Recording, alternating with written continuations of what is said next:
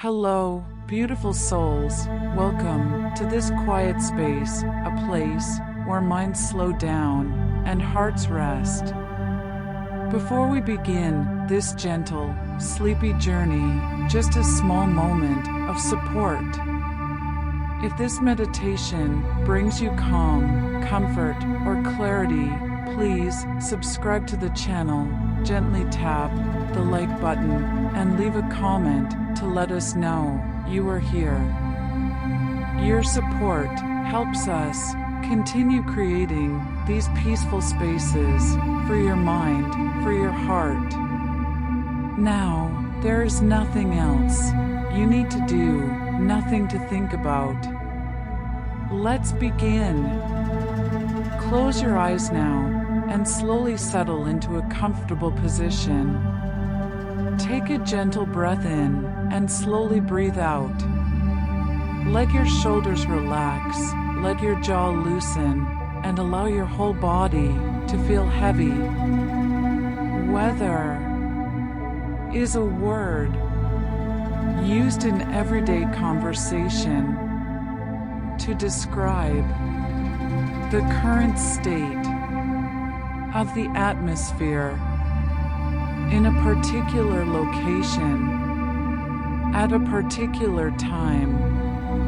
In scientific terms, weather refers to the specific and measurable conditions of the lower atmosphere at a given moment, including temperature, pressure, humidity, wind speed, wind direction, cloud cover, and precipitation. These conditions exist as physical quantities that can be observed, measured, and recorded using instruments. Weather occurs continuously in the troposphere, which is the lowest layer of Earth's atmosphere, extending from the surface upward to an altitude of approximately 10 to 12 kilometers. Depending on location and season, the troposphere contains most of the atmospheric mass and virtually all of the water vapor that participates in weather processes.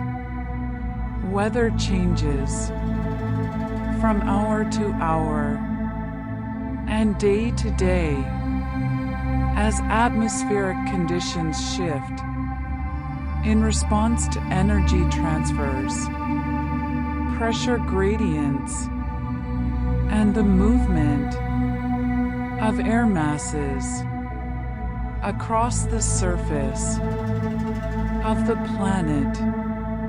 Climate, by contrast, is not the same as weather, though the two concepts are related through observation and measurement.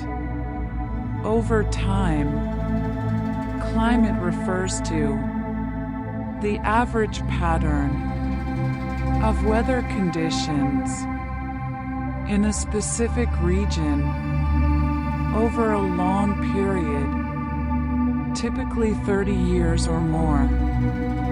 According to standard meteorological practice, climate is calculated from accumulated weather data, including mean temperatures, average precipitation totals, prevailing wind patterns, and seasonal variations, while weather describes what is happening now or what happened yesterday. Climate describes What typically happens? Over decades, a single cold day in summer is weather.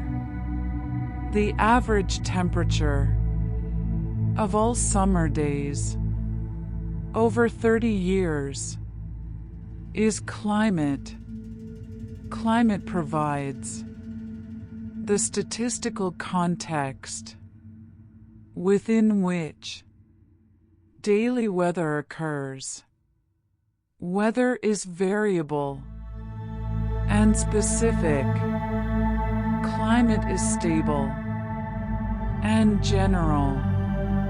Scientists study weather to understand atmospheric processes in real time.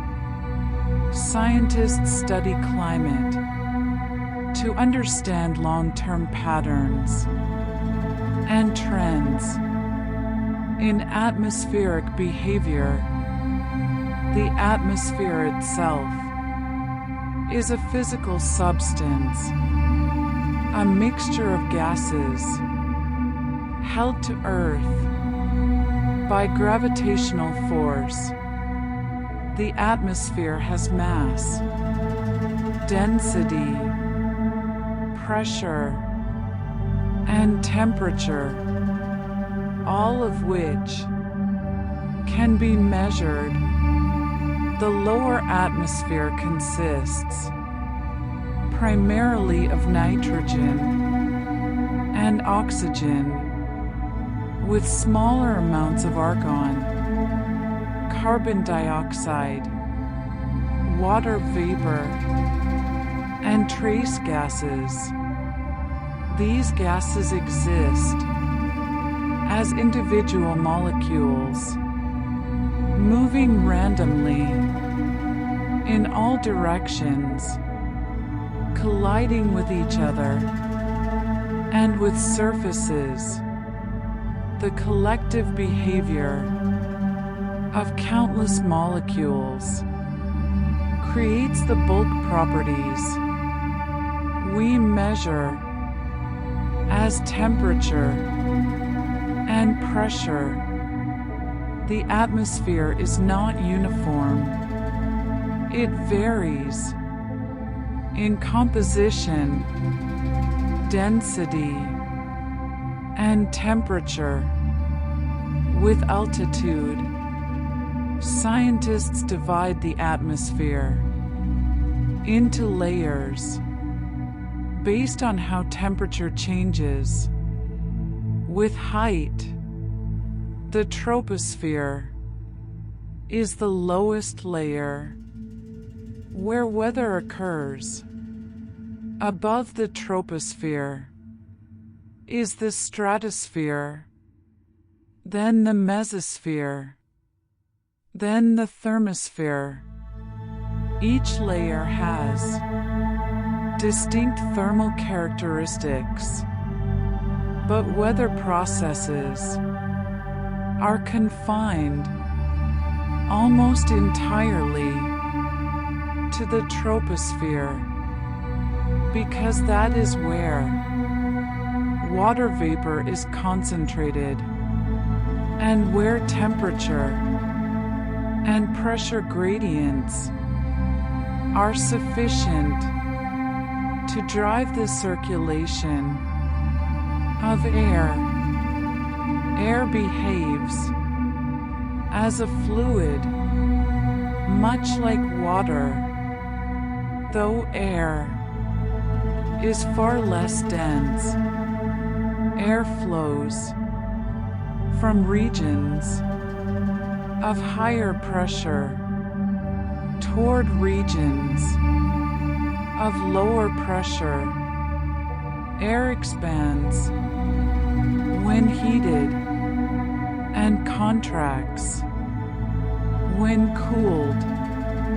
Air can hold varying amounts of water vapor depending on its temperature. These behaviors follow physical laws that are consistent and measurable. Air has weight. A column of air extending from the surface to the top of the atmosphere exerts pressure on the surface below it. This pressure is what we measure with a barometer at sea level. Atmospheric pressure averages approximately 1013 millibars, though it varies slightly from place to place and time to time, depending on local conditions. Air pressure decreases with altitude because there is less air above, exerting downward force. Air pressure also varies horizontally across the surface due to temperature differences and the motion of air masses. These horizontal variations in pressure create the pressure gradients that drive wind. Temperature is a measure of the average kinetic energy of molecules in a substance. When molecules move faster, temperature is higher. When molecules move slower, temperature is lower. Temperature is measured in degrees Celsius, degrees Fahrenheit, or Kelvin, depending on the system used. Celsius is commonly used in scientific work and in most countries for everyday purposes. Fahrenheit is used primarily in the United States for everyday purposes.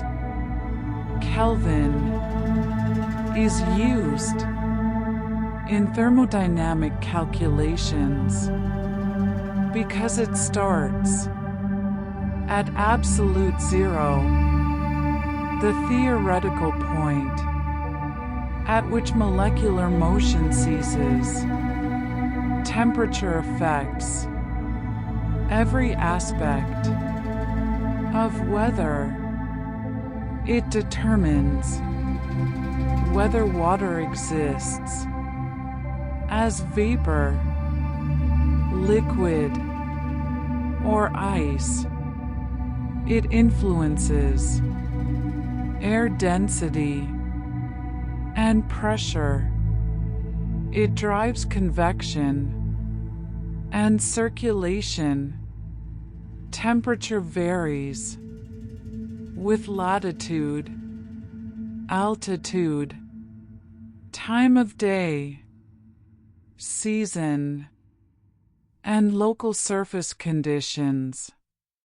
Scientists measure temperature using thermometers, which respond to thermal energy in various ways, depending on their design. Some thermometers use liquid expansion in a sealed tube. Others use electrical resistance in a metal wire. Still others use thermocouples that generate voltage in response to temperature differences. The sun is the primary source of energy for Earth's weather. Solar radiation travels through space and reaches the outer atmosphere, where some is reflected back into space and some is absorbed. The radiation that reaches the surface is absorbed by land and water, which then warm the air in contact with them through conduction and radiation. The amount of solar energy received at any location depends on the angle of the sun above the horizon, the length of daylight, the transparency of the atmosphere, and the reflectivity of the surface. Near the equator, solar radiation strikes the surface at a high angle, concentrating energy over a small area. Near the poles, solar radiation strikes at a low angle, spreading the same amount of energy over a larger area, resulting in less warming. This uneven heating creates temperature differences between equatorial and polar regions. These temperature differences create density differences in the air. Warmer air is less dense. Cooler air is more dense. Density differences create pressure differences, and pressure differences cause air to move. Air pressure is the force exerted by the weight of air on a given area. It is measured in units such as millibars, hectopascals, or inches of mercury. High pressure occurs where air is relatively dense and sinking. Low pressure occurs where air is relatively light and rising. Pressure differences across horizontal distances create pressure gradients, which are slopes. In the pressure field, air accelerates from high pressure toward low pressure. In response to these gradients, much like water flows downhill, in response to gravity, the greater the pressure difference over a given distance, the stronger the pressure gradient, and the faster the air moves. This movement of air is what we call wind. Wind speed is determined primarily by the strength of the pressure gradient. Wind direction is determined by the orientation of the pressure gradient, though it is modified by Earth's rotation. and by friction with the surface. Wind is the horizontal movement of air relative to the surface of the earth. It is described by both speed and direction. Wind speed is measured in meters per second, kilometers per hour, miles per hour, or knots. Depending on convention, wind direction is given as the direction from which the wind is coming, expressed in degrees, clockwise from north, or as compass directions, such as north, northeast, east, and so on. A north wind comes from the north. An east wind comes from the east. Wind is measured using anemometers, which detect the motion of air through various mechanical or electronic means. Some anemometers use rotating cups that spin faster in stronger wind. Others use ultrasonic sensors that measure the time it takes for sound waves to travel between fixed points, which varies depending on wind speed and direction. Wind varies with height above the surface.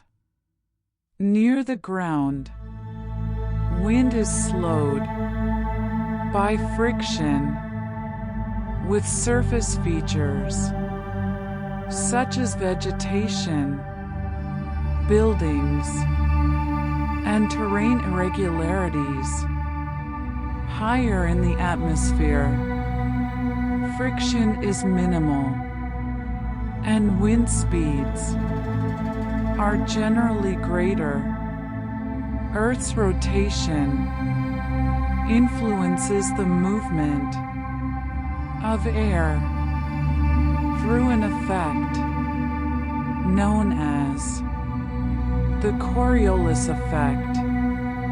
The Coriolis effect is not a force in the traditional sense, but rather an apparent deflection that occurs because Earth rotates beneath moving air.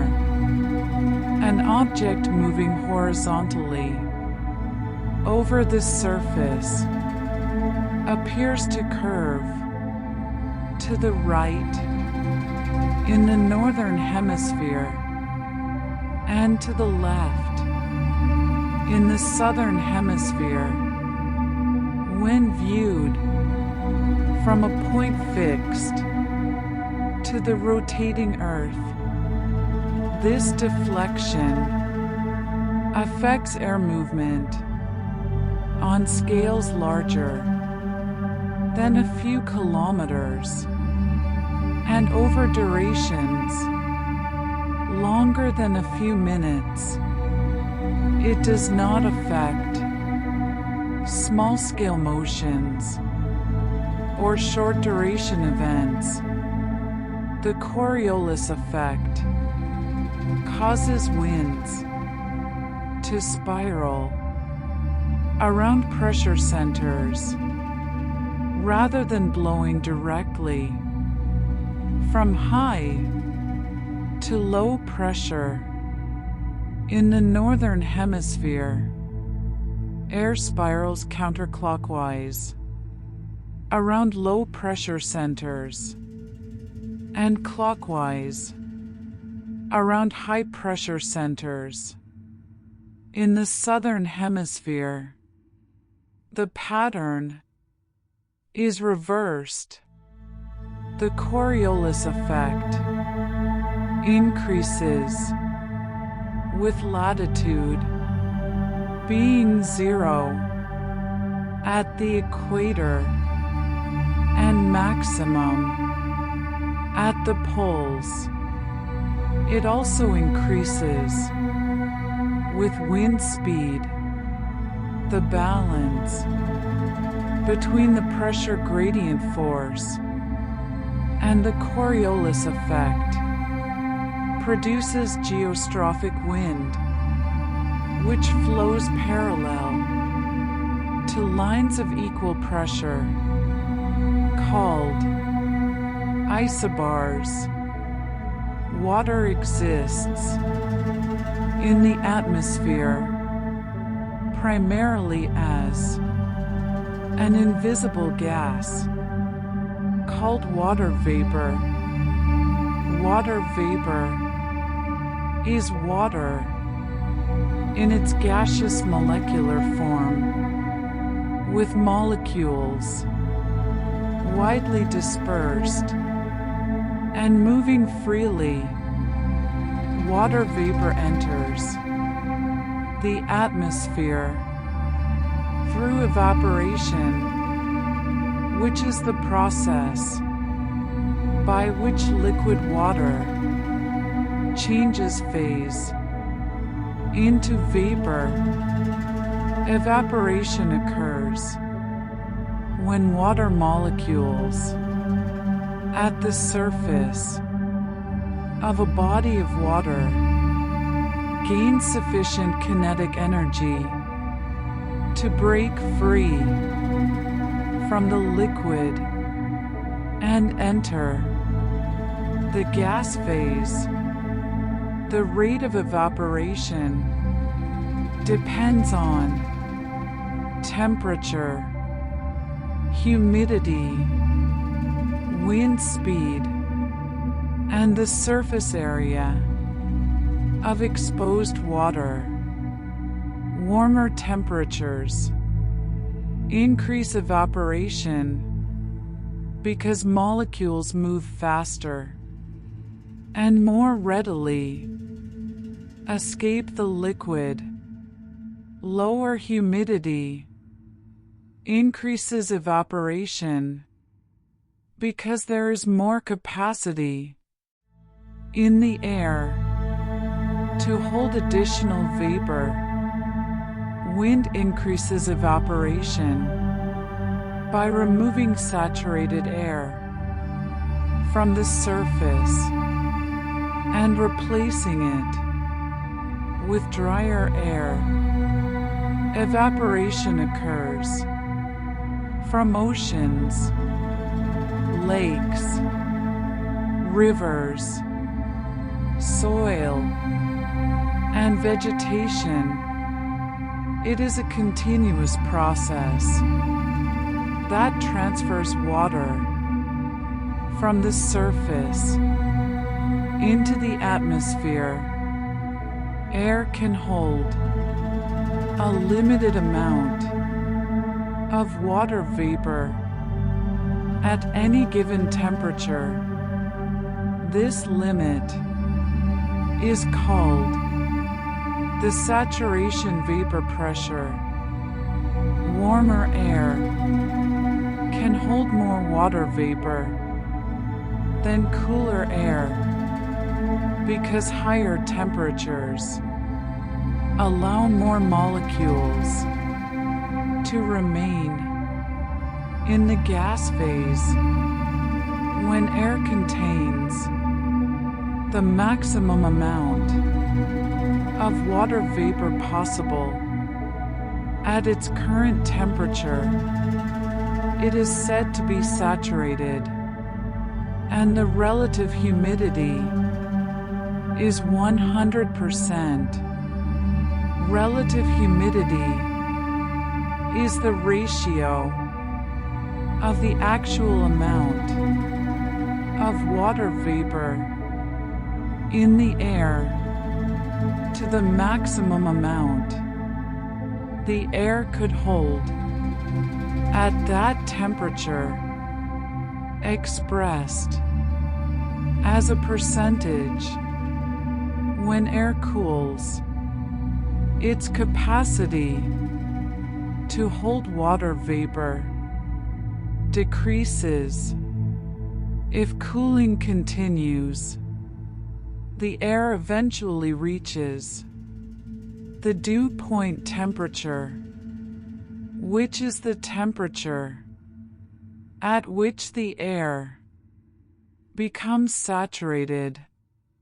Further cooling beyond the dew point causes excess water vapor to condense into liquid droplets or deposit directly into ice crystals.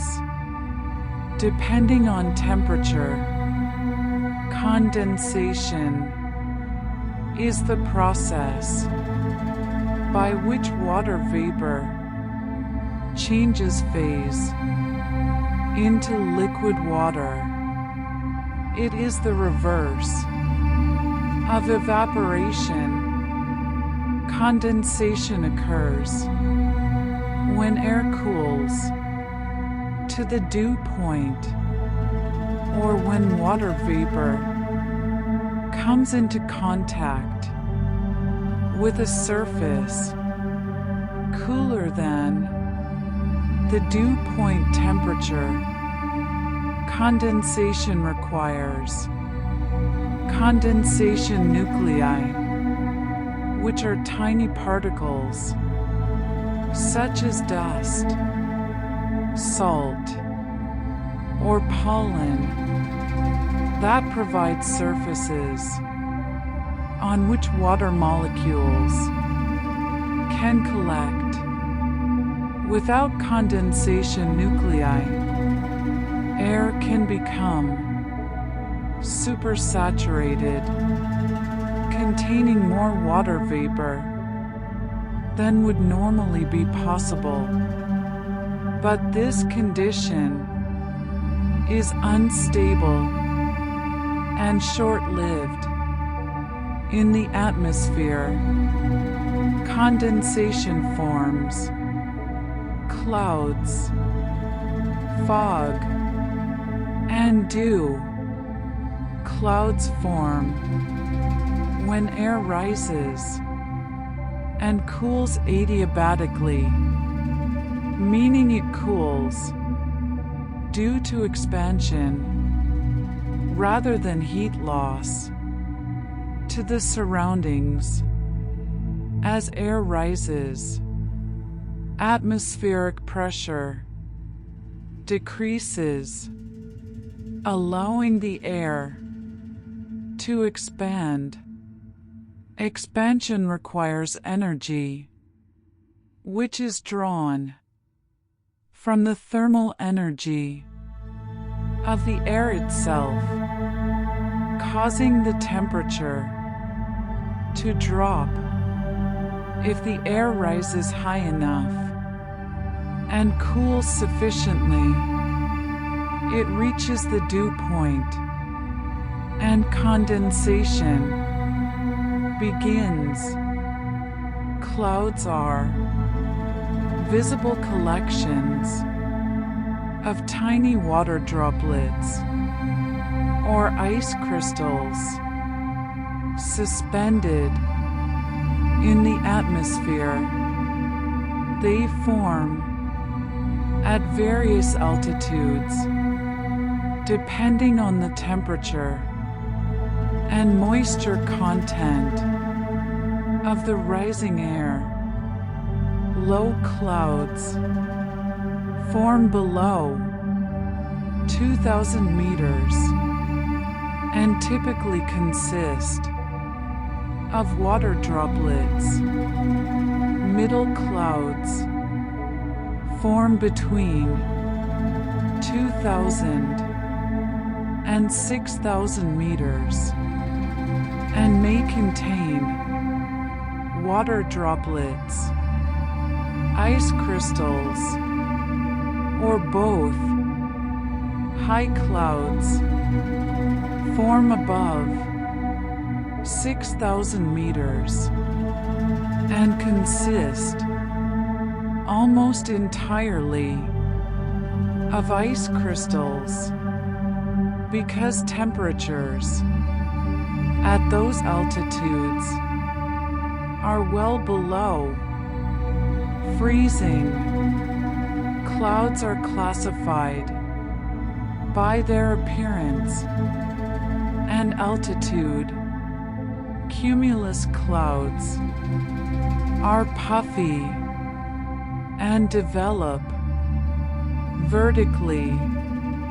Stratus clouds are layered and spread horizontally. Cirrus clouds are wispy and composed of ice. Nimbus clouds produce precipitation.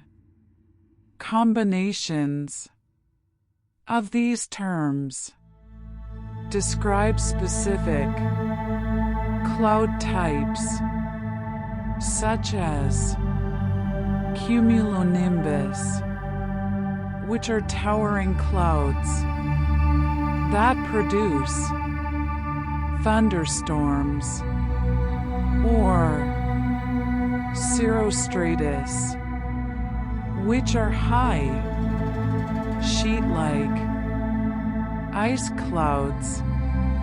Cloud formation is a direct consequence of rising air, cooling, and condensation. Precipitation is water in liquid or solid form that falls from clouds to the surface.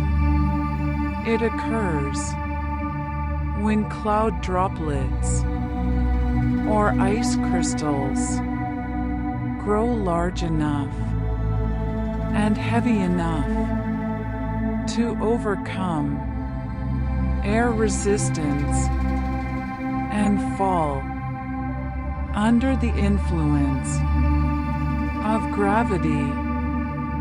Precipitation forms through two primary mechanisms: in warm clouds, which exist entirely above freezing temperatures, droplets grow by collision and coalescence. Larger droplets fall faster than smaller droplets and collide with them, merging to form progressively larger drops. When drops become sufficiently large, they fall as rain. In cold clouds, which contain ice crystals, precipitation forms through the Bergeron process. Ice crystals grow at the expense of supercooled water droplets because the saturation vapor pressure over ice is lower than over liquid water. At the same temperature, water vapor preferentially deposits onto ice crystals, causing them to grow while nearby droplets evaporate. The ice crystals become large enough to fall, and depending on the temperature they encounter during descent, they may remain frozen as snow or sleet or melt into rain. Rain is liquid precipitation. It forms when water droplets in clouds grow large enough to fall, and the temperature throughout their descent remains above freezing. Raindrops vary in size from about half a millimeter to several millimeters in diameter. Very large drops tend to break apart due to air resistance. Rain intensity is classified by the rate of accumulation measured in millimeters per hour. Light rain produces less than 2.5 millimeters per hour. Moderate rain produces between 2.5 and 10 millimeters per hour. Heavy rain produces more than 10 millimeters per hour. Rain reaches the surface and either infiltrates into the soil, runs off into streams and rivers, or evaporates back into the atmosphere. The distribution of rainfall varies widely across the planet depending on latitude, proximity to oceans, prevailing wind patterns, and topography. Snow is frozen precipitation. It forms when ice crystals in clouds grow through deposition and aggregation, clumping together to form snowflakes. Snowflakes vary greatly in size and structure depending on the temperature and humidity conditions in which they form. For snow to reach the ground, the entire atmospheric column through which it falls must remain at or below freezing. If snow falls through a layer of air warmer than freezing, it melts and becomes rain. Snow accumulation depends on snowfall rate, snowflake size, temperature, wind, and surface conditions.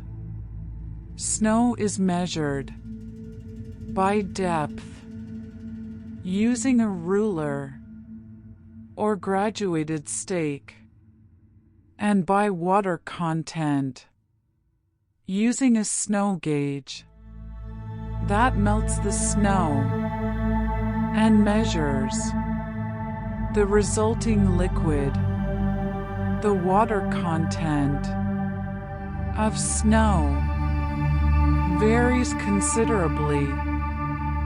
Fresh, fluffy snow may have a snow-to-water ratio of 20:1, meaning 20 centimeters of snow melts to 1 centimeter of water. Wet, heavy snow may have a ratio of 5:1 or less.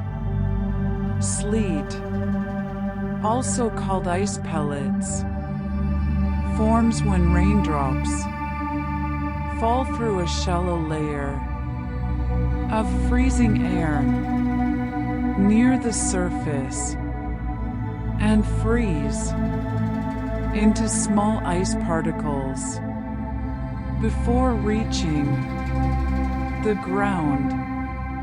Sleet bounces when it hits surfaces and accumulates like small hail.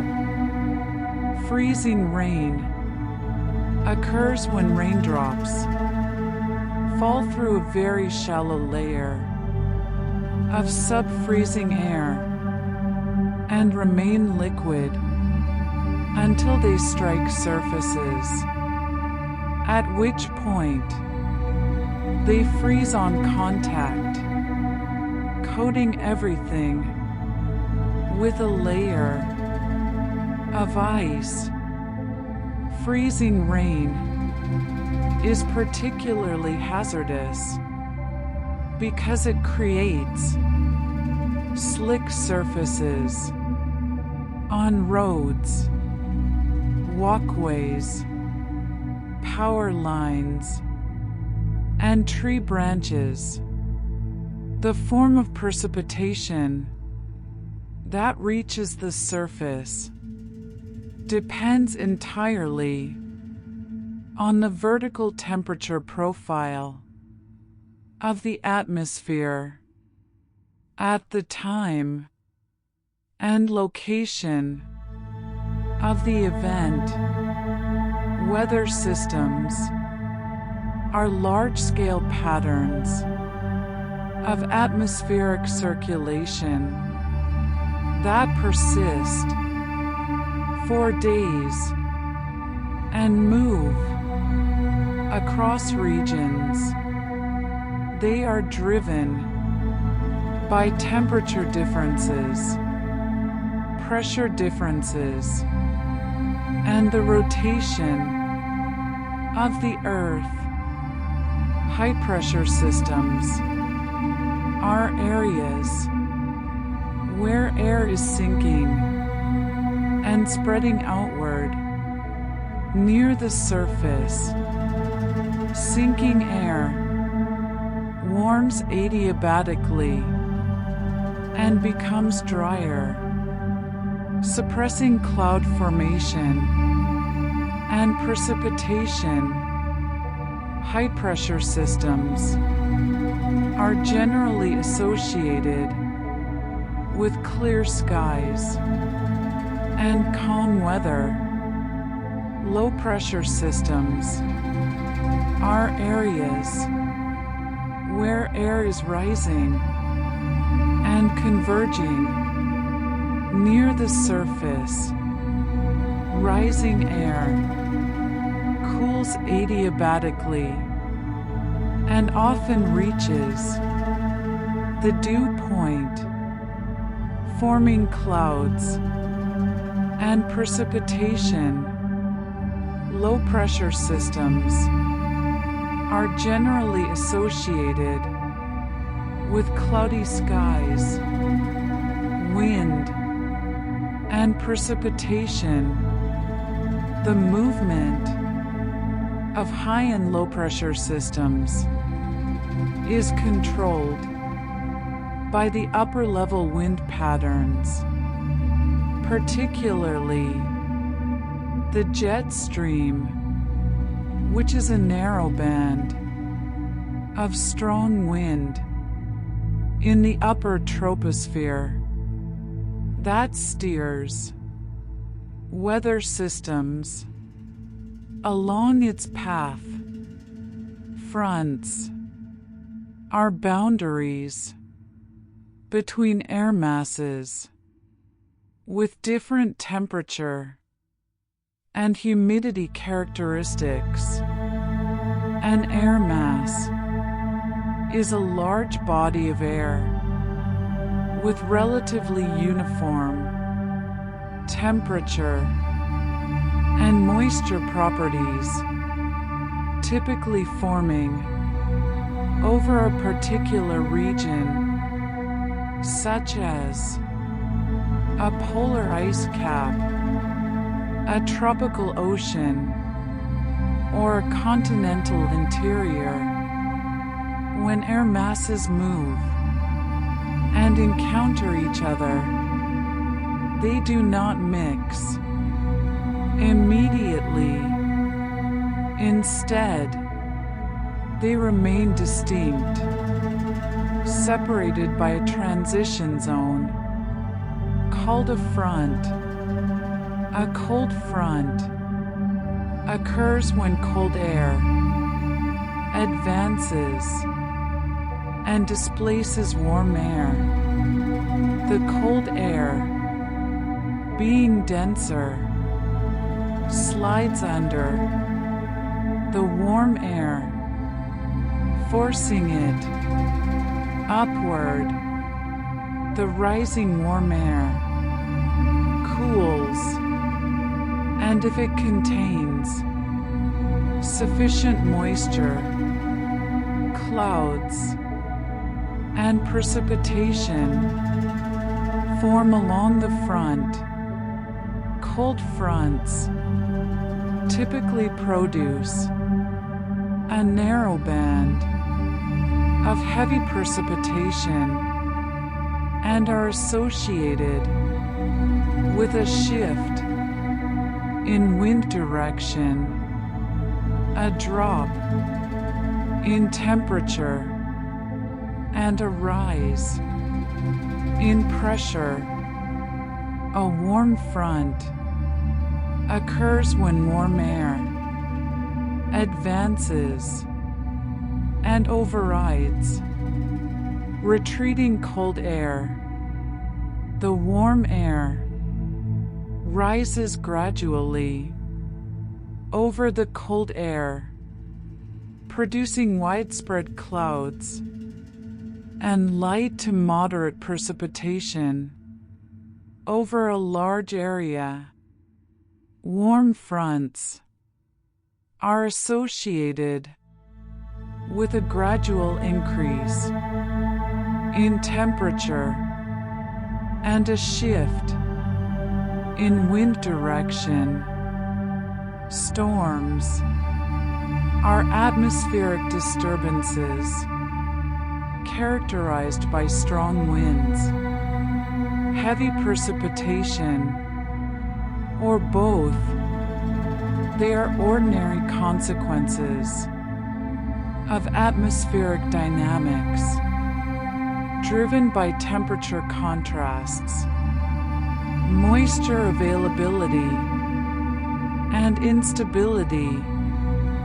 Thunderstorms develop when warm, moist air rises rapidly in an unstable atmosphere. As the air rises, it cools and condenses, releasing latent heat, which further accelerates the upward motion. This feedback process can produce towering cumulonimbus clouds with strong updrafts and downdrafts, lightning, thunder, heavy rain, and sometimes hail. Lightning is an electrical discharge that occurs when charge separation develops within a cloud or between a cloud and the ground. Thunder is the sound produced by the rapid expansion of air heated by the lightning discharge. Thunderstorms are most common in warm, humid conditions during the afternoon when surface heating is greatest. They are less common at night and in winter when the atmosphere is more stable. Friction between moving air and the surface slows the wind and alters its direction. Near the ground, rough surfaces such as forests, cities, and mountains produce more friction than smooth surfaces such as oceans or plains. Friction causes wind to blow at an angle across isobars rather than parallel to them, creating convergence in low-pressure systems and divergence in high-pressure systems. Topography also influences weather by forcing air to rise over mountains. As air ascends the windward side of a mountain, it cools and condenses, often producing clouds and precipitation. As air descends the leeward side, it warms and dries, creating a rain shadow where precipitation is greatly reduced. Coastal regions experience sea breezes and land breezes due to differential heating between land and water. During the day, land heats faster than water, causing air to rise over land and creating a low-pressure area that draws cooler air inland from over the water. At night, land cools faster than water, reversing the pressure gradient and causing air to flow from land to sea. Oceans play a major role in weather by storing and releasing heat. Water has a high heat capacity, meaning it requires a large amount of energy to change its temperature. Oceans absorb solar energy during the day and during summer, releasing it gradually over time. This moderates temperature variations in coastal regions and influences global atmospheric circulation, ocean currents, transport warm water from the equator toward the poles, and cold water from the poles toward the equator, redistributing heat across the planet.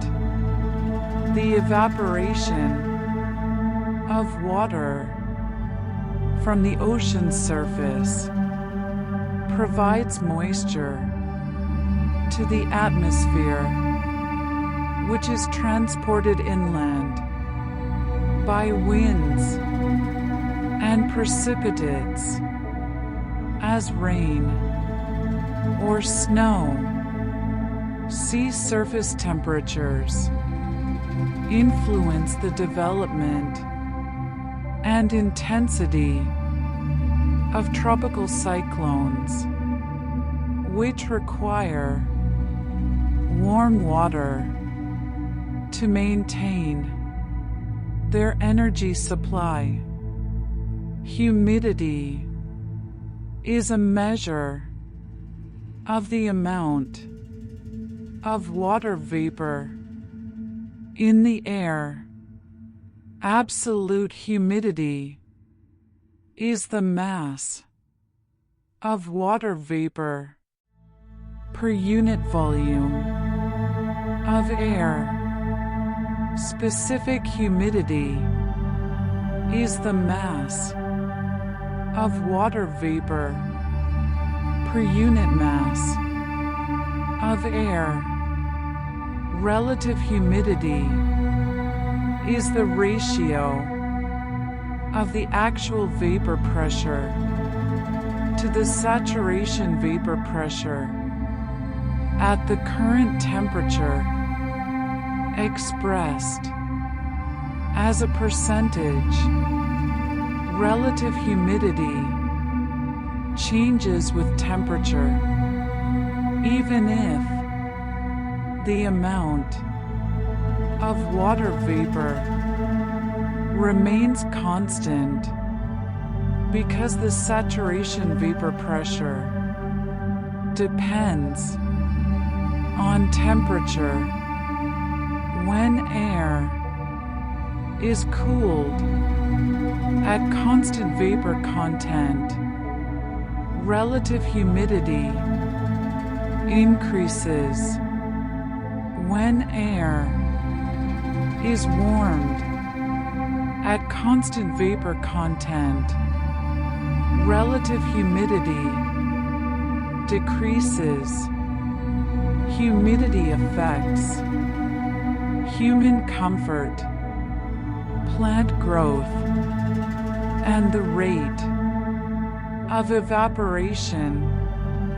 It is measured using hygrometers, which operate on various principles, such as the expansion and contraction of hair or synthetic fibers, the electrical resistance of certain materials, or the temperature difference between a wet bulb and a dry bulb thermometer.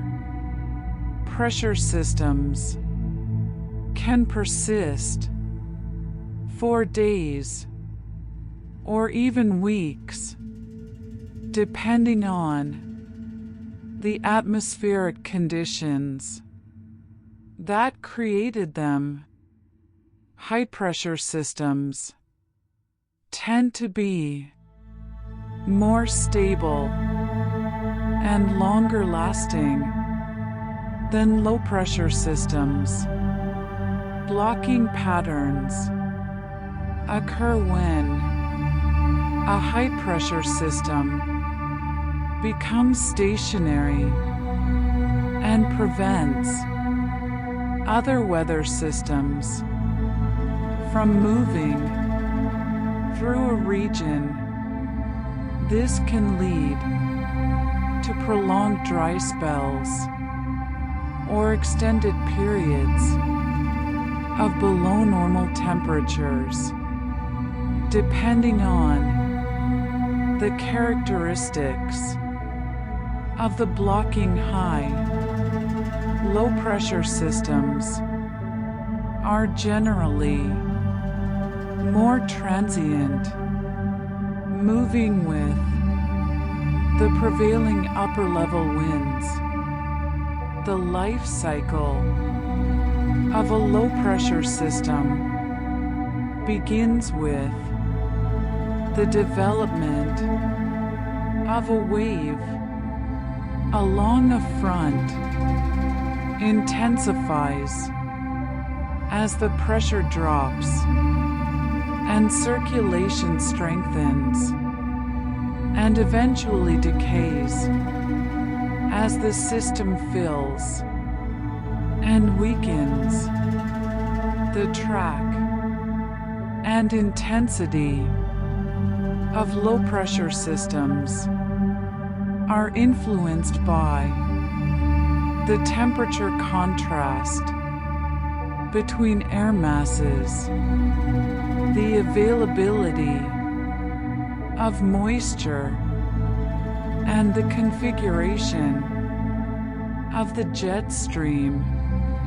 Scientific instruments measure atmospheric variables with varying degrees of precision. Thermometers measure temperature. Barometers measure pressure. Anemometers measure wind speed. Wind vanes measure wind direction. Hygrometers measure humidity. Rain gauges measure precipitation.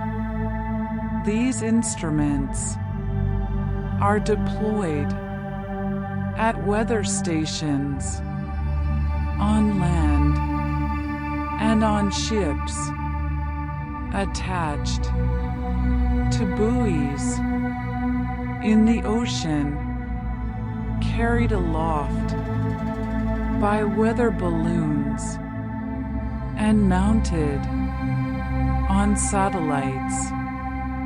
Weather balloons carry radiosondes, which are instrument packages that measure temperature, pressure, and humidity as the balloon ascends through the atmosphere, transmitting data back to a ground station. Satellites observe clouds, water vapor, temperature, and other atmospheric properties from space, providing continuous coverage over large areas. Radar systems detect precipitation by transmitting pulses of radio waves and measuring the reflected signal. The intensity and frequency of the returned signal reveal the location, intensity, and type of precipitation. Weather data is collected continuously at thousands of locations around the world and shared internationally through the World Meteorological Organization. Observations are taken at standardized times, typically every hour or every few hours, to ensure consistency and comparability. Data includes surface observations of temperature, pressure, wind, humidity, visibility, cloud cover, and precipitation, as well as upper air observations from weather balloons and satellites. This data is transmitted to national weather centers, where it is compiled, quality checked, and entered into databases. The data serves two primary purposes: monitoring current conditions and initializing numerical weather prediction models. Mathematical models describe atmospheric motion using equations derived from fundamental physical laws. These equations represent the conservation of mass, momentum, energy, and moisture. The equations are partial differential equations that describe how temperature, pressure, wind, and humidity change over time and space in response to forces and energy transfers.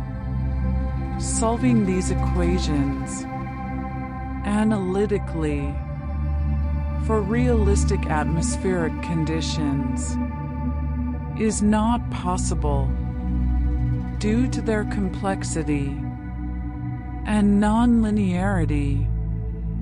Instead, the equations are solved numerically using computers. The atmosphere is divided into a three-dimensional grid, and the equations are approximated at each grid point. The model steps forward in time, calculating how conditions at each grid point evolve based on the conditions at neighboring points and the physical processes represented in the model. Initial conditions are provided by observations. Boundary conditions account for the surface and the top of the model domain. The accuracy of the forecast depends on the accuracy of the initial conditions, the resolution of the grid, the fidelity of the physical parameterizations, and the inherent predictability of the atmospheric state. Probability and statistics are used extensively in weather prediction because the atmosphere is a chaotic system, meaning small differences in initial conditions can lead to large differences in outcomes. Over time, this sensitivity limits the predictability of detailed weather beyond about 1 to 2 weeks. Forecasters use ensemble prediction systems, which run multiple forecasts with slightly different initial conditions or model configurations. The spread among the ensemble members provides an estimate of forecast uncertainty. If all members agree, confidence in the forecast is high.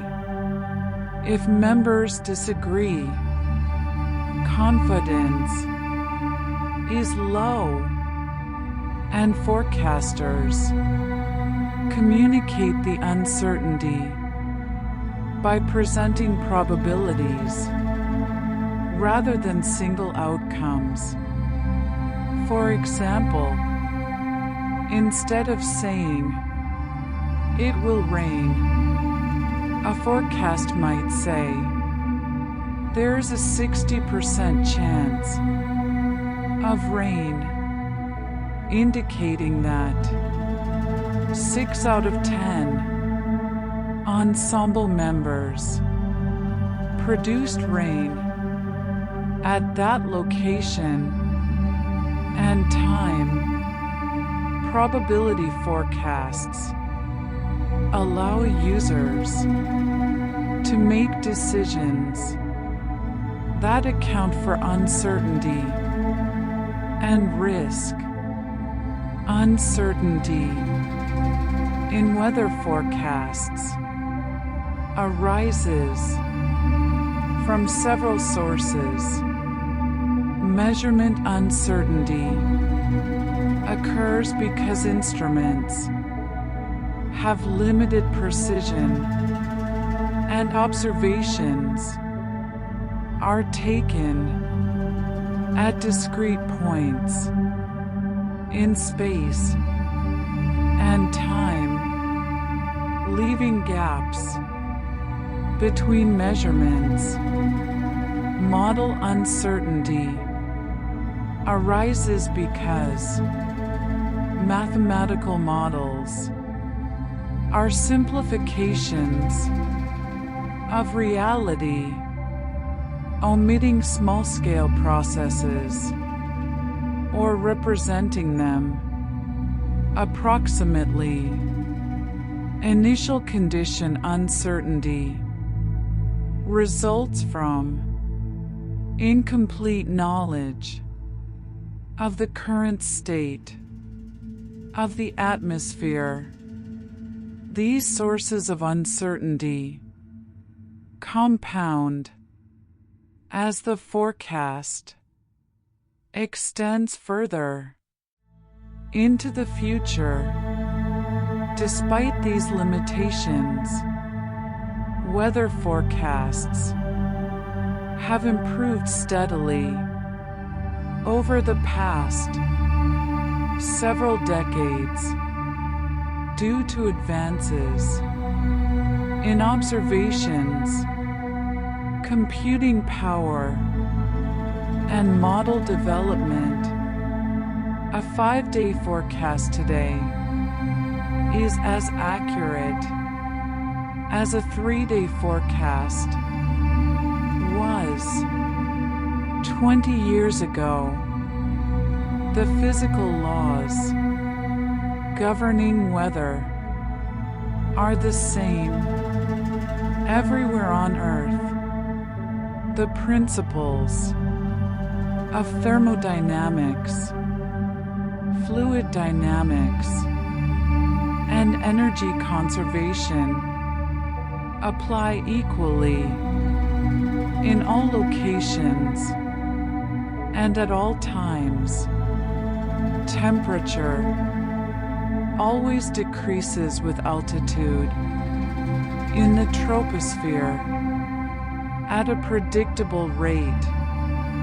When conditions are stable, always flows from high pressure to low pressure, modified by the Coriolis effect and friction. Water vapor always condenses when air cools to the dew point. These consistencies allow scientists to develop general theories and models that work across different climates and regions. Local variations in weather result from differences in geography, surface properties, and the particular sequence of atmospheric states, not from different physical laws. Scientific language about weather has become more precise over centuries of observation and theory development. Early descriptions of weather were qualitative and subjective, relying on terms like hot, cold, windy, or calm. With the invention of instruments, descriptions became quantitative. Temperature could be expressed in degrees. Pressure could be expressed in millibars.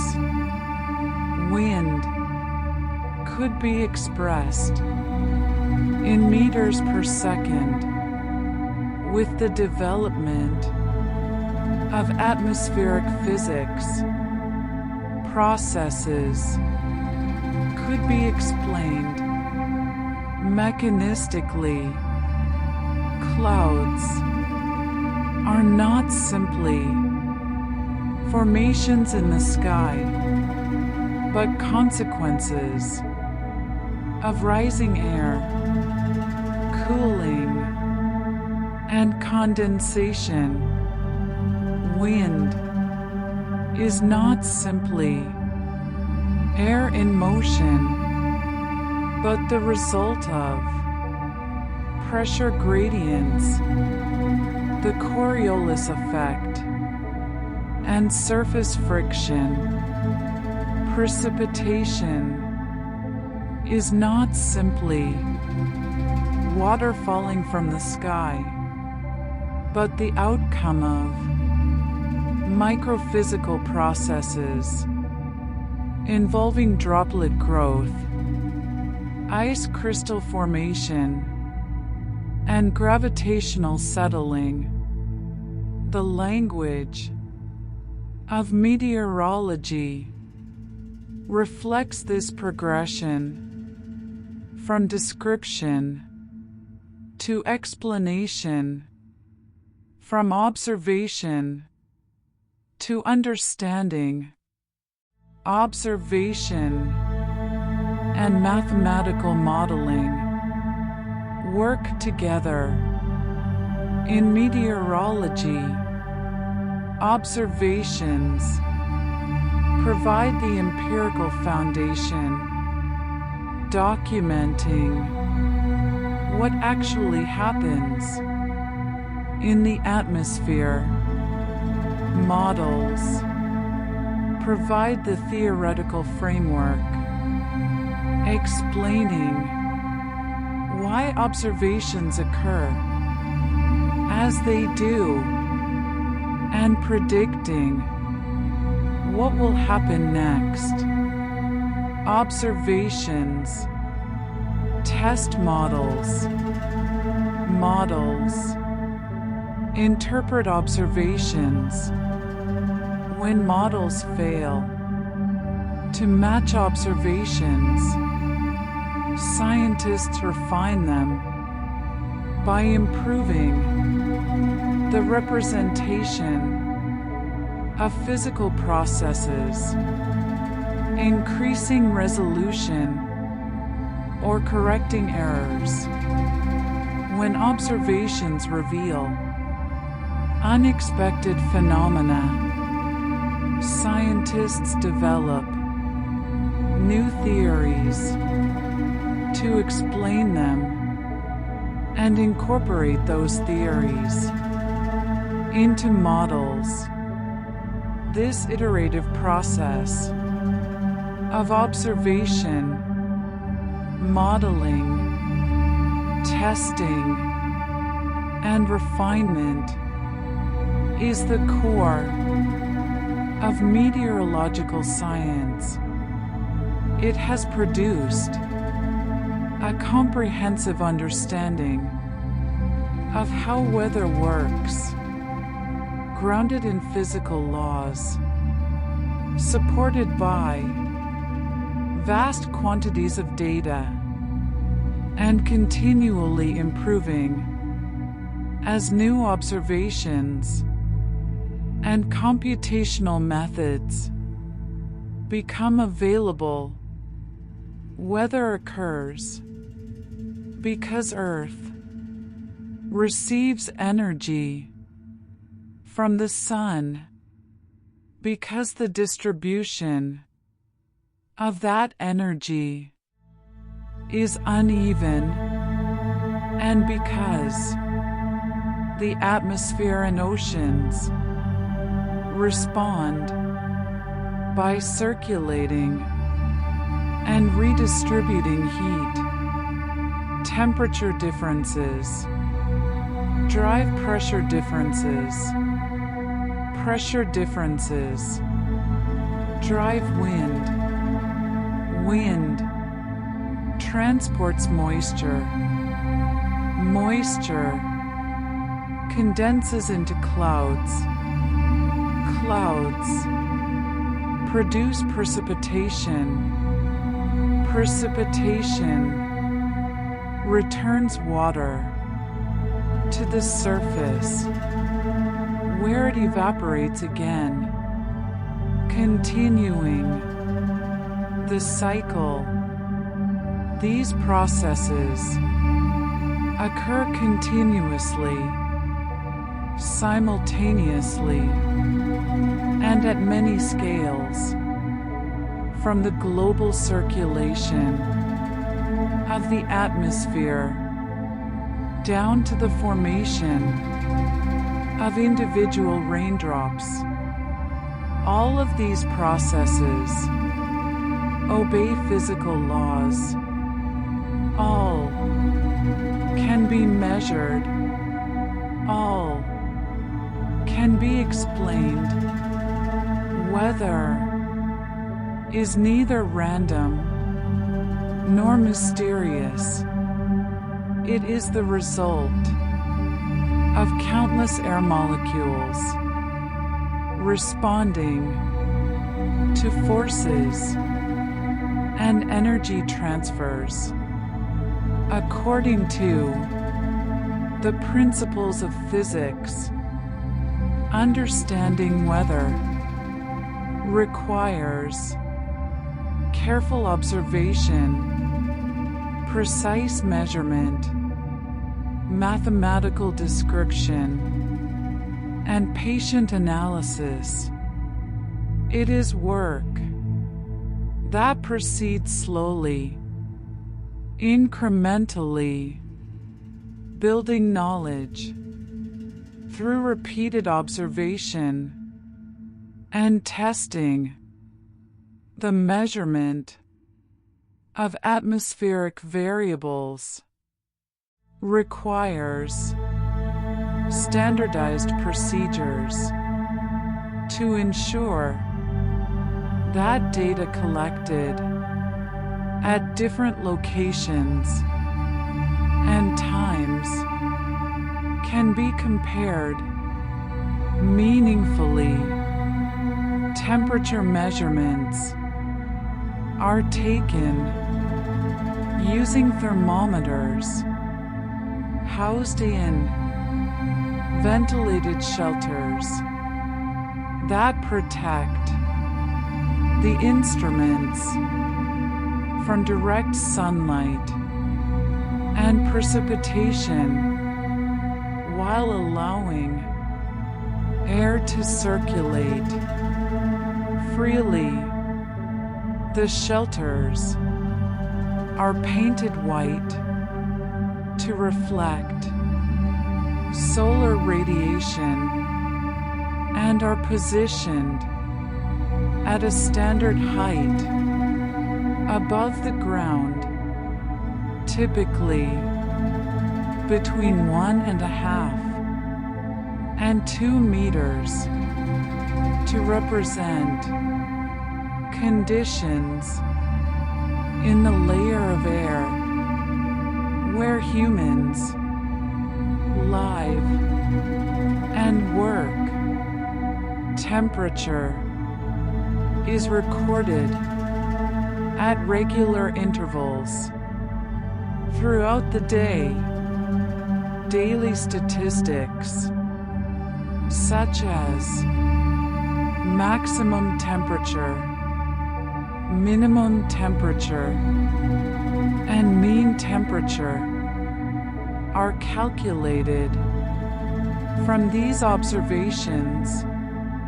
The mean temperature is often computed as the average of the maximum and minimum values, though more sophisticated methods average all hourly observations.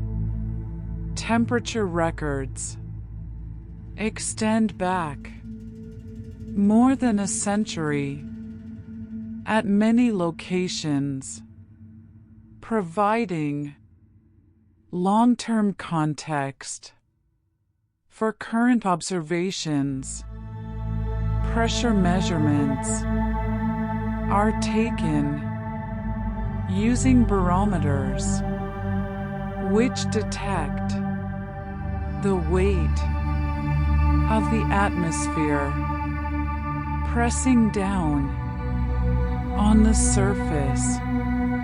Mercury barometers use a column of mercury in a sealed tube with the height of the column proportional to atmospheric pressure.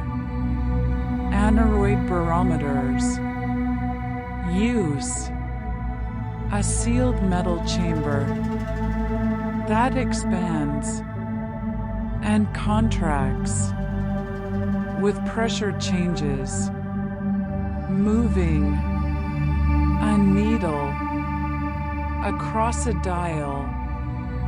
Modern electronic barometers use pressure sensors that convert mechanical deformation into an electrical signal.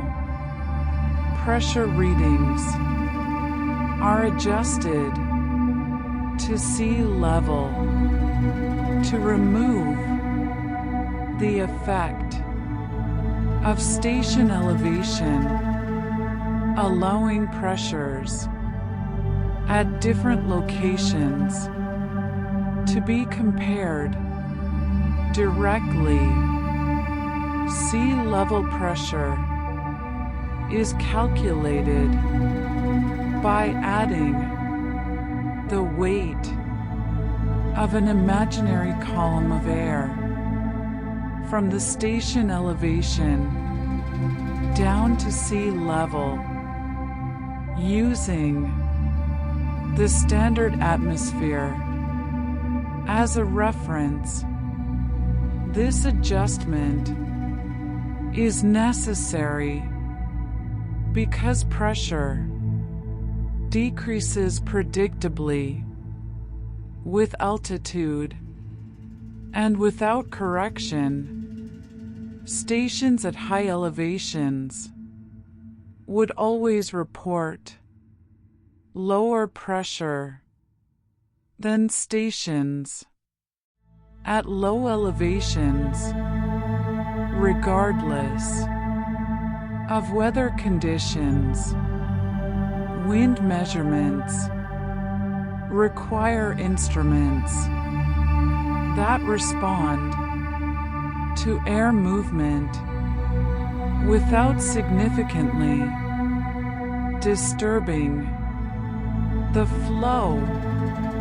Anemometers are positioned in open locations away from buildings, trees, and other obstacles that create turbulence. The height of measurement is standardized, usually 10 meters above the ground. For meteorological purposes, wind is inherently variable, fluctuating from moment to moment due to turbulence and gusts. Reported wind speed is typically averaged over a period of 2 to 10 minutes to smooth out short-term variations. Wind gusts, which are brief increases in speed, are also recorded, as they can have significant impacts on structures and activities. Wind direction is averaged over the same period and reported as the direction from which the wind is blowing. At locations where wind patterns are complex due to terrain or coastal effects, wind measurements may be taken at multiple heights to characterize the vertical wind profile. Humidity measurements are more complex than temperature or pressure measurements because they require detecting the amount of water vapor in air, which is invisible and present in small and variable quantities. Psychrometers measure humidity by comparing the temperature of a dry thermometer with the temperature of a wet thermometer whose bulb is covered with a water-saturated wick. Evaporation from the wick cools the wet bulb, and the difference between the dry bulb and wet bulb temperatures is related to the humidity of the air. When the air is dry, evaporation is rapid and the wet bulb temperature is much lower than the dry bulb temperature. When the air is humid. Evaporation is slow, and the two temperatures are nearly equal. Tables or equations convert the temperature difference into relative humidity or dew point.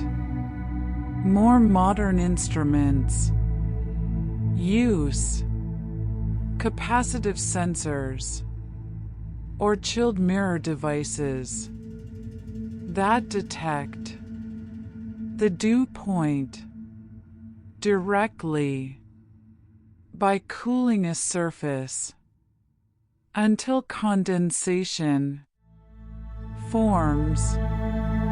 Humidity varies throughout the day, generally reaching a maximum in the early morning when temperatures are lowest and a minimum in the afternoon when temperatures are highest.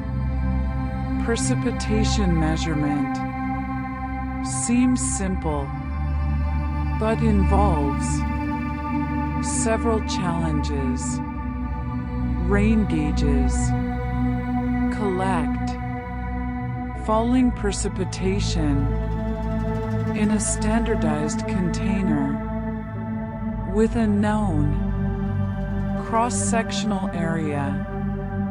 The depth of accumulated water is measured with a graduated stick or recorded automatically using a weighing mechanism or a tipping bucket that empties at regular intervals and counts the number of tips. Gauges must be positioned away from obstructions that might block rain or cause wind to carry precipitation over the gauge without entering it. Wind is a significant source of measurement error because it creates turbulent eddies around the gauge that can deflect falling precipitation. Shielding devices around the gauge reduce this error, but do not eliminate it entirely. Snow measurement is particularly difficult because snow is affected by wind during and after falling. Snow gauges measure the water equivalent of accumulated snow by melting it and measuring the resulting liquid. Snow depth is measured separately using a ruler at multiple locations and averaged to account for spatial variability caused by drifting.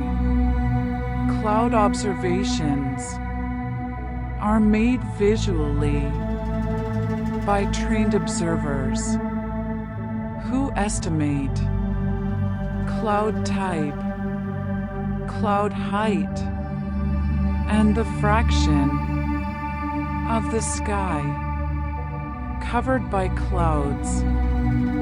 Cloud type is classified according to the international system that recognizes 10 basic cloud genera and numerous species and varieties. Cloud height is estimated by the observer or measured using a ceilometer, which is an instrument that sends a pulse of light upward and detects the reflected signal from the cloud base. The time delay between emission and detection indicates the height of the cloud base. Cloud cover is reported in eighths or tenths of the sky covered, with terms such as clear, scattered, broken, and overcast, corresponding to different coverage ranges. Satellite imagery provides a broader view of cloud patterns, showing the distribution and movement of clouds over large regions. Satellites detect clouds by measuring reflected sunlight in visible wavelengths and emitted infrared radiation in thermal wavelengths. Clouds are generally cooler than the surface, so they appear bright in infrared images. Visibility is the distance at which an observer can see and identify objects. It is reduced by fog, precipitation, dust, smoke, or haze. Visibility is important for aviation, transportation, and air quality monitoring. Observers estimate visibility by noting the farthest visible landmark of known distance. Automated sensors measure visibility by detecting the scattering of light by particles in the air. Lower visibility indicates more particles, which scatter more light and reduce the distance one can see. Visibility varies with direction, so observations typically report the prevailing visibility and note any directional differences. Fog is simply a cloud in contact with the ground, formed by the same processes of cooling and condensation that form clouds.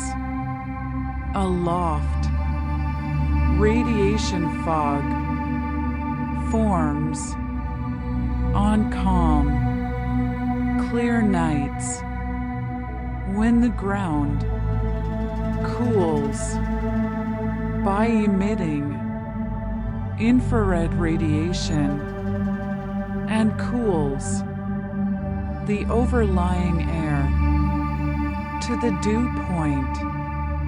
Advection fog forms when warm, moist air moves over a cooler surface and is cooled from below.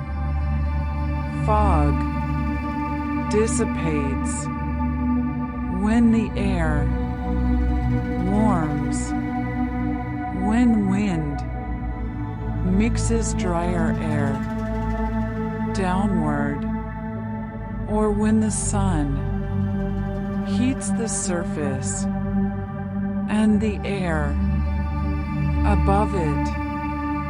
The vertical structure of the atmosphere is revealed by weather balloons carrying radiosondes. These balloons are released twice daily at hundreds of locations worldwide, ascending to altitudes of 30 kilometers or more before bursting. As the balloon rises, the radiosonde measures temperature, pressure, and humidity and transmits the data to a ground station tracking the balloon's horizontal movement. Reveals wind speed and direction at different altitudes. The resulting vertical profile shows how temperature, humidity, and wind change with height. These profiles are essential for understanding atmospheric stability, identifying inversions, locating the jet stream, and initializing numerical weather prediction models. The data reveal features such as the tropopause, which is the boundary between the troposphere and stratosphere, where the temperature stops decreasing with height and begins to increase. Atmospheric stability refers to the tendency of air to resist or enhance vertical motion. Stable air resists vertical displacement and returns to its original level. If disturbed, unstable air amplifies vertical displacement, with rising air continuing to rise and sinking air continuing to sink. Stability depends on the rate at which temperature decreases with altitude, known as the lapse rate. If the environmental lapse rate is less than The dry adiabatic lapse rate. The atmosphere is stable if the environmental lapse rate is greater than the dry adiabatic lapse rate. The atmosphere is unstable. The dry adiabatic lapse rate is approximately 10 degrees Celsius per kilometer for unsaturated air. If rising air cools faster than the environment, it becomes denser than its surroundings and sinks back down. If rising air cools slower than the environment, it remains less dense than its surroundings and continues to rise.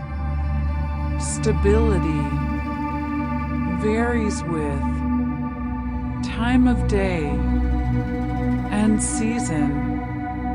The atmosphere is usually most stable at night and in winter when the surface is cool.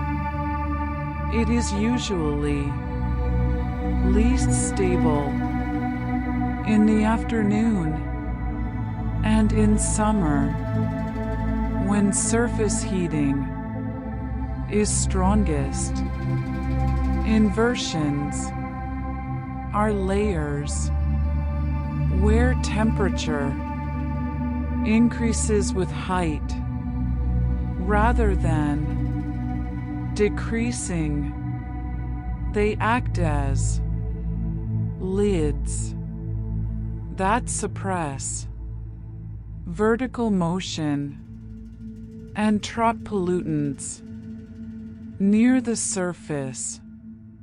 Surface inversions form on clear, calm nights when radiative cooling is strong.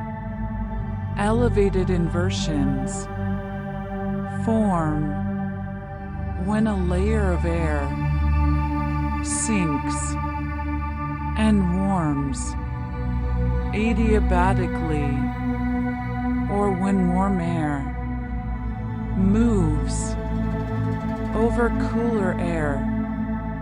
Inversions are common in valleys where cold air drains downslope and pools at the bottom. They are also common in polar regions during winter when the surface remains cold for extended periods. Inversions eventually break down when the surface warms sufficiently to heat the overlying air, or when wind mixes the lower atmosphere and eliminates the temperature increase. With height, the energy budget of the Earth's surface and atmosphere determines temperature and drives circulation. Energy arrives as solar radiation, mostly invisible wavelengths. Some is reflected by clouds, the surface, and atmospheric gases. The rest is absorbed by the surface and atmosphere, warming them.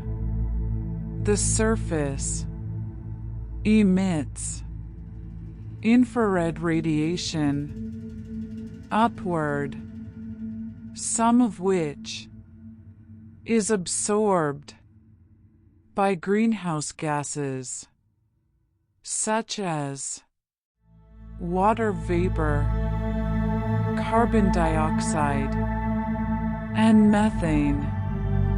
These gases re-emit infrared radiation in all directions, with some returning to the surface and some escaping to space. The balance between incoming solar radiation and outgoing infrared radiation determines the equilibrium temperature. If more energy arrives than leaves, temperature rises. If more energy leaves than arrives, temperature falls. Energy is also transferred by conduction, convection, and latent heat exchange. Conduction transfers heat from the surface to air in contact with it. Convection transfers heat by the vertical motion of air. Latent heat is released when water vapor condenses and absorbed when liquid water evaporates. Seasonal variations in weather result from the tilt of Earth's axis relative to its orbit around the Sun. The axis is tilted approximately 23.5 degrees from perpendicular to the orbital plane. This tilt causes the Sun's rays to strike the surface at different angles throughout the year, changing the intensity of solar heating. During summer, in the northern hemisphere, the North Pole is tilted toward the Sun. The Sun is higher in the sky. Days are longer and more solar energy is received during winter. In the northern hemisphere, the North Pole is tilted away from the Sun. The Sun is lower in the sky. Days are shorter and less solar energy is received. The situation is reversed in the southern hemisphere.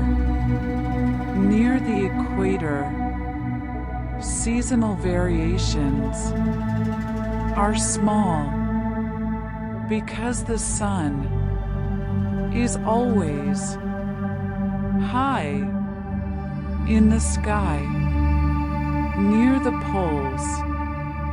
Seasonal variations are extreme because the sun remains below the horizon for months during winter and above the horizon for months during summer. Diurnal variations in weather result from the daily cycle of solar heating. During the day, the surface absorbs solar radiation and warms. The surface heats the overlying air by conduction and radiation. The warm air near the surface becomes less dense and rises, creating convection and mixing. The lower atmosphere cloud formation is enhanced by daytime heating. Precipitation is more common in the afternoon and evening over land. At night, the surface cools by emitting infrared radiation to space. The air near the surface cools by contact with the surface. Convection ceases. The lower atmosphere stabilizes. Clouds often dissipate. Fog may form. Wind near the surface typically decreases at night because turbulent mixing is reduced. These diurnal patterns are most pronounced in clear, calm conditions and are less evident when weather systems are passing through. The global circulation of the atmosphere redistributes heat from the equator toward the poles. Near the equator, intense solar heating warms the surface and air, causing air to rise in a zone called the intertropical convergence zone. The rising air cools and condenses, forming clouds and producing heavy precipitation. The air flows poleward at high altitudes, cooling as it moves.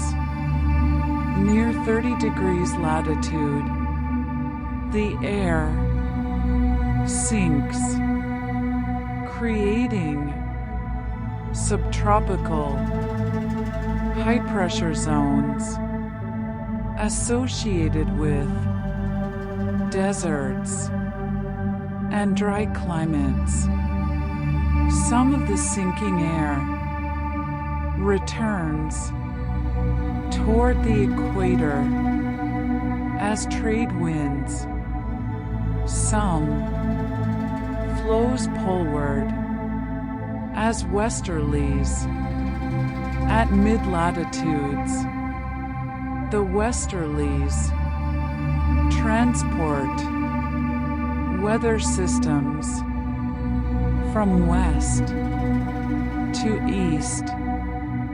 Polar air masses and tropical air masses meet along the polar front, where low-pressure systems develop and produce much of the precipitation at middle latitudes. Near the poles, cold air sinks and flows outward as polar easterlies. This three-cell model of global circulation is a simplification, but it captures the essential pattern of rising air near the equator, sinking air in the subtropics and polar regions, and the transport of heat and moisture by winds. And now, as the atmosphere continues its steady circulation, as air warms, rises, cools, and sinks, according to simple physical rules, there is nothing further that needs to happen. No change required. No outcome expected. Weather does not hurry. It adjusts slowly, responding to energy, pressure, and motion. Clouds may remain suspended. Winds may continue their quiet flow. Temperatures may balance and rebalance. Without intention, without awareness, the atmosphere at night does not stop.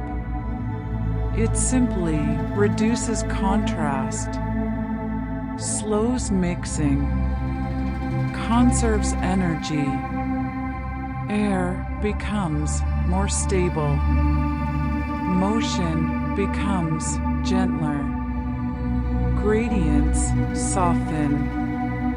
Processes continue, but at lower intensity. Less turbulence, less exchange. Water vapor remains dispersed. Pressure remains supported. Gravity continues unchanged. Your body exists within the same system, subject to the same laws, responding to cooling and stillness. Muscles reduce activity. Breathing regulates itself. Circulation continues without effort. Thoughts may behave like air at night. Less rising, less mixing, more uniform, more calm. Nothing needs to resolve. Nothing needs to be understood. Weather does not seek meaning. It only follows gradients and balance. And you may do the same, remaining passive, unresponsive, at rest. Sleep is simply a low-energy state, like nighttime. in the atmosphere. Not an ending, not a transition, just a temporary reduction in activity. As circulation continues above and beyond, you may remain still, drifting without direction, without intention, within a stable, quiet system. No conclusion is required, only continuation, and within that, rest may occur naturally, without effort.